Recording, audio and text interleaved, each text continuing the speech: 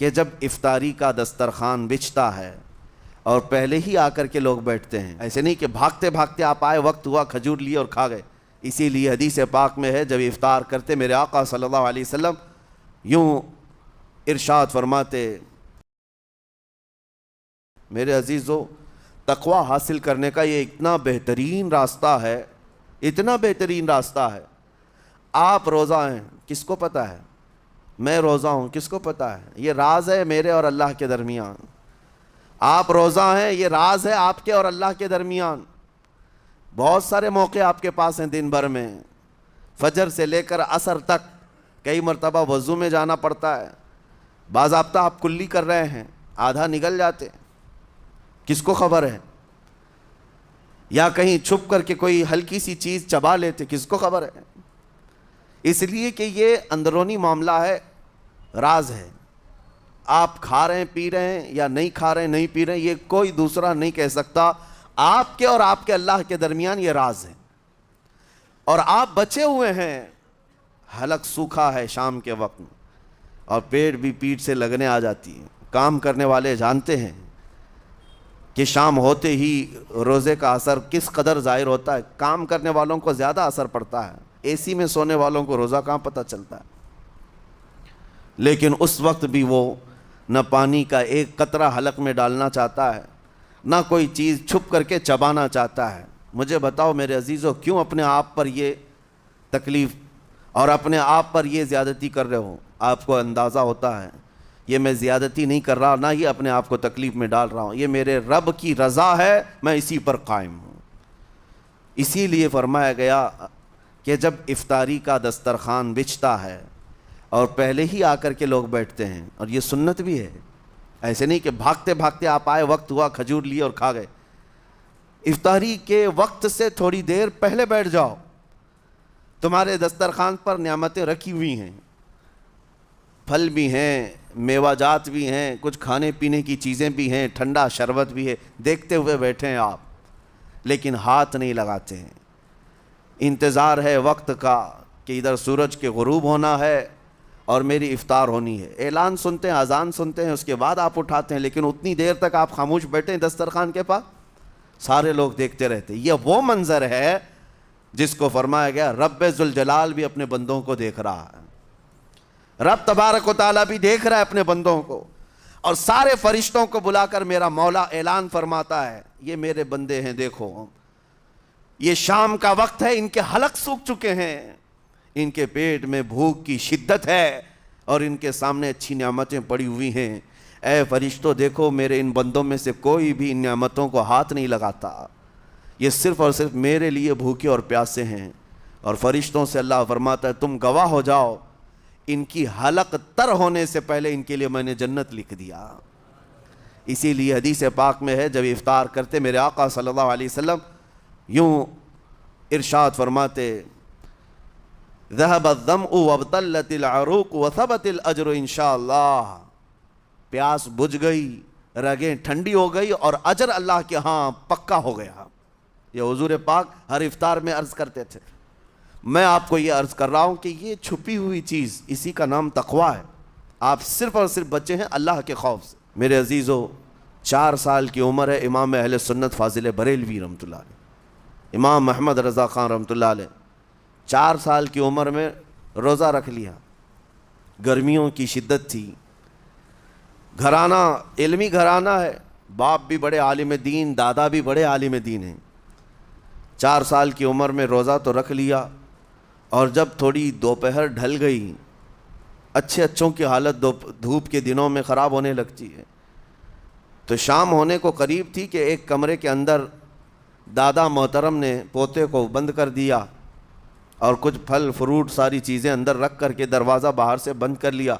کہا بیٹا کھا لینا، میں کسی کو بتاؤں گا نہیں، کسی کو نہیں بولوں گا، 4 سال کی عمر ہے، تمہارا روزہ بھی رہے گا، کھا کر کے تھوڑا پیٹ ہلکا کر لینا۔ تو یہ دروازہ بند کر کے دادا محترم چلے گئے۔ کافی دیر کے بعد دروازہ کھلا تو وہ پھل فروٹ ویسے کہ ویسے ہیں، بچہ ویسے ہی بیٹھا ہوا ہے۔ امام احمد رضا رحمۃ اللہ تعالیٰ علیہ، 4 سال کی عمر کی بات کر رہا ہوں، دادا نے آ کر پوچھا بیٹا کھائے نہیں؟ دروازہ بند کر لیا تھا۔ تو 4 سال کی عمر میں مولانا امام احمد رضا کہنے لگے کھا تو لیتا لیکن ہر گھڑی میرا مولا تو دیکھ رہا ہے، جس کے لیے روزہ رکھا وہ تو دیکھ رہا ہے۔ یہ ہے تقویٰ، یہ ہے خوف خدا، کہ اگر یہ کسی کے دل میں بیٹھ جائے، اسے لوگوں کو دکھانے کی یا لوگوں کے اسے دیکھنے کی کوئی ضرورت ہی نہیں۔ اب سنو حدیث پاک، قیامت کے دن حساب و کتاب ہوگا اور جنت میں جانے کا پروانہ کچھ لوگوں کو مل جائے گا اور سب جنت کی طرف جا رہے ہوں گے۔ اس میں بہت سارے لوگ ہیں جو پل صراط پر چل کر کے جنت پہنچیں گے۔ اب جب کافی لوگ جنت کے دروازے پر پہنچیں گے، ایک جماعت ایسی ہوگی جو پورے راستے میں کہیں نظر نہیں آئی، جنت جانے کے راستے میں کہیں نظر نہیں آئی، لیکن جنت کے دروازے پر وہ پہلے سے موجود تھے، چلے تھے نہیں چلے تھے کسی نے دیکھا ہی نہیں۔ دوسرے جنتی ان سے پوچھتے ہیں اس جماعت سے کہ تم یہاں کیسے پہنچے اور یہ انعام کس بات کا ہے تمہارے لیے؟ تو وہ جنتی کہتے ہیں ہمیں روزے داروں کی جماعت میں رکھا گیا، ہمارے روزے اللہ کو پسند آئے، اور آج رب تبارک و تعالیٰ کا حکم ہوا کہ ساری دنیا سے چھپ کر تم میرے لیے روزہ رکھتے تھے، دنیا کو پتہ نہیں تھا تم بھوکے ہو پیاسے ہو، اور اے بندو آج سارے لوگوں کی نظروں سے چھپا کر میں تمہیں جنت پہنچاؤں گا۔ وہ ایک جماعت ایسی ہے جو راستے بھر چلتی ہوئی نظر تو نہیں آئی لیکن جنت میں پہنچ گئی، وہ روزے داروں کی ہے۔ آج یہ تقویٰ حاصل کرنے کا سب سے بہترین راستہ، اور تقویٰ کیوں ضروری ہے؟ اب آپ کے روزے سے کچھ حاصل ہوا نہیں ہوا آپ کو دیکھنا بھی ہے، یہ نہیں کہ کیلنڈر کی طرح گنتے جاؤ، 1 ہو گیا 2 ہو گئے 3 ہو گئے، ہوتے جائیں گے، یہ دن تو چلتے رہتے ہیں، گنتے گنتے 20 بھی ہو جائیں گے، 25 بھی ہو جائیں گے، 30 بھی ہو جائیں گے۔ روزے گننے کا حکم نہیں، اپنے آپ کو سرچ کرو پھر تھوڑی سی ورزش کرنے کے بعد بندہ ویٹ تول کر کے دیکھتا ہے کم ہوا گھٹا کہ بڑا، ہر دن دیکھتا رہتا ہے۔ ہاں، ورزش کرنے کے بعد پھر ناپ کر کے دیکھتا ہے میرے جسم کا وزن کتنا گھٹا کتنا بڑا۔ ویٹ گین کرنے والے ویٹ لاس کرنے والے دونوں بھی برابر چیک کرتے رہتے ہیں۔ روزہ رکھنے کے بعد تمہیں خود کو بھی چیک کرنا چاہیے کہ میرے اندر اب تبدیلی آئی یا نہیں آئی۔ ایک روزہ رکھا اور پھر رات کو تراویح میں کھڑا ہوا، میرے اندر بدلاؤ کتنا ہے؟ کیا اب اللہ کی آیات قرآن کی سنتا ہوں، میرے آنکھوں سے آنسو آ جاتے ہیں؟ اگر آ گئے ہیں تو اس کا مطلب ہے کہ دل نرم ہو گیا، اس روزے نے اثر دکھانا شروع کیا، اور پھر ویسی کا ویسا ہے، تو اس کا مطلب ہے کہ آپ کے روزے سے آپ کو تقویٰ نہیں مل رہا ہے، آپ کو تقویٰ نہیں مل رہا۔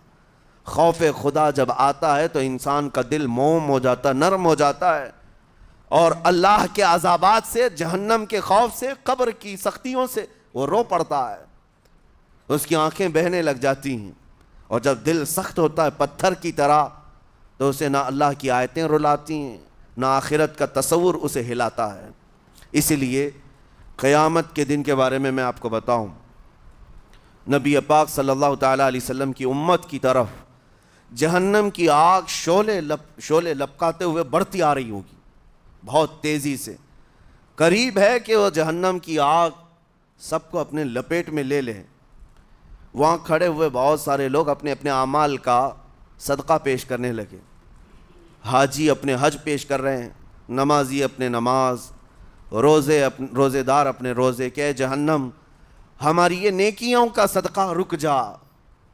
جہنم کی آگ بڑھتی چلی آئی، بڑھ رہی تھی۔ جبرائیل امین علیہ الصلاۃ والتسلیم حاضر ہوتے ہیں بارگاہ مصطفیٰ صلی اللہ علیہ وسلم میں، ایک پانی کا پیالہ انہوں نے پیش کیا اور کہا یا رسول اللہ صلی اللہ علیہ وسلم یہ پانی آپ اس آگ پر چھڑک دیں۔